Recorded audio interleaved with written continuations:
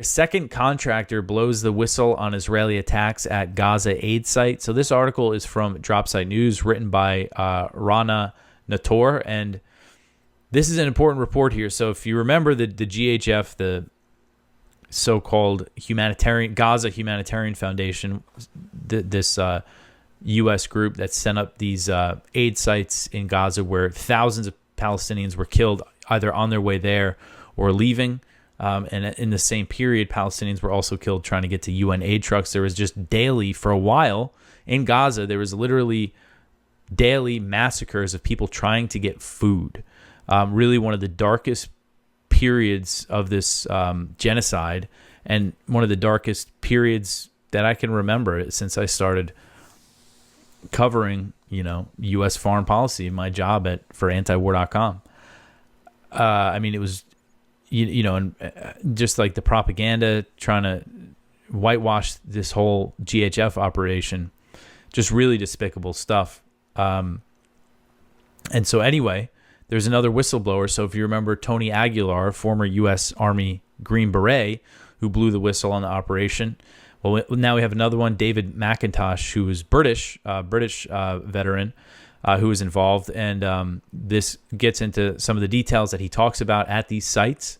And there's one story here that I'll read at the top that he goes over. So on September 25th, 2025, David McIntosh filed a report to his bosses at Safe Reach Solutions, detailing an account of Israeli soldiers gunning down a young Palestinian boy as he was getting food at a site run by the Gaza Humanitarian Foundation. He said that there was no way that he survived and that the boy was murdered, straight up murdered. At the time, McIntosh was 1 month into a 3-month stint working as a contractor with GHF's logistic partners, SRS, that's Safe Reach Solutions. So as I understand it, I remember from Aguilar saying that he actually worked for Safe Reach Solutions and they were contracted by the GHF. So between August and October 2025, and this is back to McIntosh, he mostly managed Site 4, the only aid site in central Gaza near the Netzarim corridor. According to McIntosh, Site 4 was more dangerous for aid seekers than its other sites in southern Gaza. Like thousands of other Palestinians trying to survive an Israeli-imposed starvation campaign on Gaza, the boy, who looked about 12 years old, had come to the site that day looking for food. After he managed to get his hands on aid parcels, he continued playing atop a sand berm at the site, according to McIntosh. So apparently the boy got food, and then he was just hanging out and playing in the area, as boys do. And members of the GHF's security firm, UG Solutions, threw a flashbang grenade to warn the boy to leave the area. So it was actually the American contractors, mostly Americans. Again, I believe this guy is British. They threw a flashbang at this boy, and then minutes later, Israeli snipers shot him in the shoulder near his chest. Severely wounded, he struggled to carry himself to a nearby bridge before collapsing. This is what McIntosh said, quote, "He was doing nothing but laughing and joking, and they killed him. There was no reason they shot him. There is no reason on God's given earth that they shot that lad," end quote. And then he said that the boy was left to bleed out for around 30 minutes before a vehicle came and took him away.